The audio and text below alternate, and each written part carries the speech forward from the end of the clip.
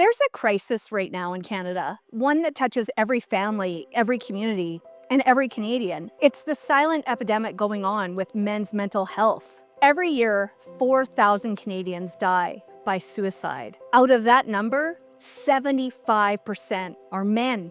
Get this, about 44% of men in Canada die prematurely. That's almost half. Look, job losses in industries that traditionally employ men worsen these struggles, and constant messages that denigrate jobs and livelihoods predominantly made up of men do real harm. Young men step into adulthood with fewer job prospects, higher debt, and less hope for their futures. 1 in 4 boys in Canada fails to finish high school on time, and men face 3 times the risk of struggling with substance abuse throughout their lives. Jobs that once offered boys and young men purpose and a clear path, like oil and gas, trades, agriculture, and manufacturing, are vanishing in Canada because of politics. Those meaningful, sustainable, long-term jobs are attacked constantly. You hear politicians all the time saying those jobs and those industries must be transitioned, must be phased out. We must move away from them. But you know what that really means? The message is that your work is not valued, and neither are you. Without work, young men lose more than income. They lose structure, they lose confidence, and far too often these days, they lose hope.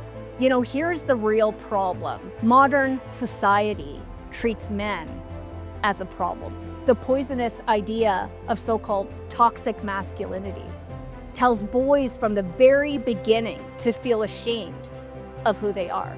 That message doesn't lift anyone up. It tears young men down and leaves them lost. The woke culture tells them to feel guilt, to feel ashamed, to constantly apologize, to not be good enough, just because they're boys and men. No wonder so many young men lose their way.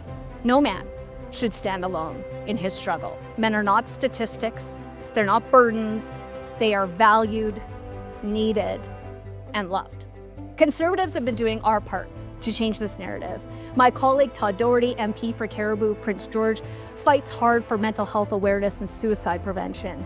Thanks to his relentless work, Canada now has the 988 crisis line, a direct, life-saving resource for people in urgent need. And my colleague and Edmonton MP, Matt Genereux, has spent years trying to raise awareness about the challenges in men's mental health care. We need that same determination across our country more than ever. And I also want to give a shout out to my Ontario colleague and friend, MP Andrew Lawton. He recently shared his experience with severe depression and attempted suicide. And the reality is that if MAID had been available to him or had been pushed on him, he might have made that choice and he might have taken his own life. So I want to thank him for his guts to share that story and his role, and hopefully all Canadians can work together to talk about mental health issues and supporting vulnerable people when they need it. But it is possible to recover from serious mental health challenges, from severe depression, from